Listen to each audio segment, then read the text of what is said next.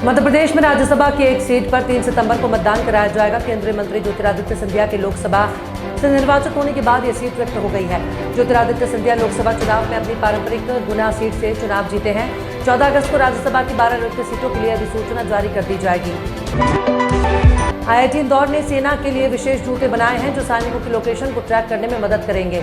इन जूतों में एक विशेष तकनीक है जो सैनिकों के चलने से बिजली पैदा करती है, साथ ही उसे एक छोटे से उपकरण में स्टोर करती है। ये डिवाइस सैनिकों की लोकेशन को ट्रैक करने के लिए GPS और RFID तकनीक का उपयोग करती है।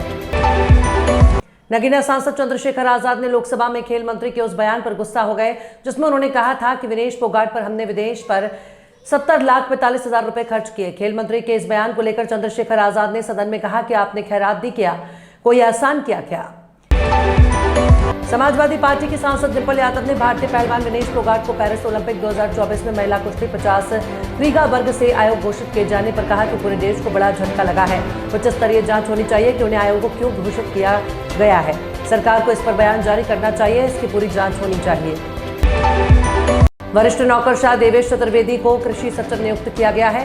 कार्मिक मंत्रालय के एक आदेश के अनुसार भारतीय प्रशासनिक सेवा IAS के 1989 बैच के अधिकारी चतुर्वेदी वर्तमान में अपने कैडर राज्य उत्तर प्रदेश में कार्यरत हैं।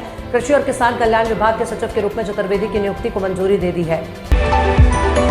उत्तर प्रदेश के उप मुख्यमंत्री केशव प्रसाद मौर्य द्वारा संगठन को सरकार से बड़ा बताए जाने के मामले में इलाहाबाद हाई कोर्ट में बुधवार 7 अगस्त को सुनवाई हुई। हाई कोर्ट ने सुनवाई पूरी होने के बाद अपना जजमेंट रिजर्व किया है। हाई कोर्ट ने केवल याचिका बहस सुन आदेश देने की बात कही है। वहीं कोर्ट ने सरकार के पक्ष को सुनने की जरूरत अभी नहीं समझी है।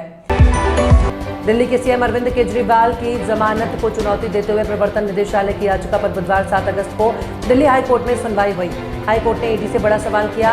वारंट बेंच की रिपोर्ट के मुताबिक हाई कोर्ट ने कहा कि हम उलझन में हैं कि आप क्या करना चाहते हैं, क्या आप उन्हें फिर से गिरफ्तार करना चाहते हैं। बॉलीवुड और साउथ के अलावा बीते कुछ सालों में दर्शकों का रुझान भोजपुरी फिल्मों की तरफ भी बढ़ा है। बिहार और उत्तर प्रदेश में भोजपुरी और फिल्मों का दबदबा देखने को मिलता है।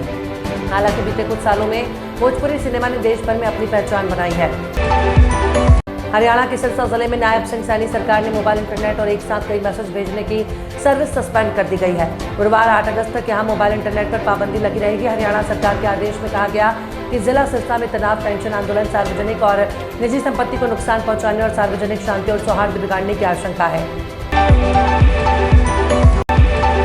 भारत की बढ़ती इकोनॉमी पर लोहा सारी दुनिया मान चुकी है। भारत की इकोनॉमी ने वित्त वर्ष 2023-24 में 8.2% की शानदार रफ्तार के साथ दुनिया की तेजी से बढ़ती सभी अर्थव्यवस्थाओं को पीछे छोड़ दिया था।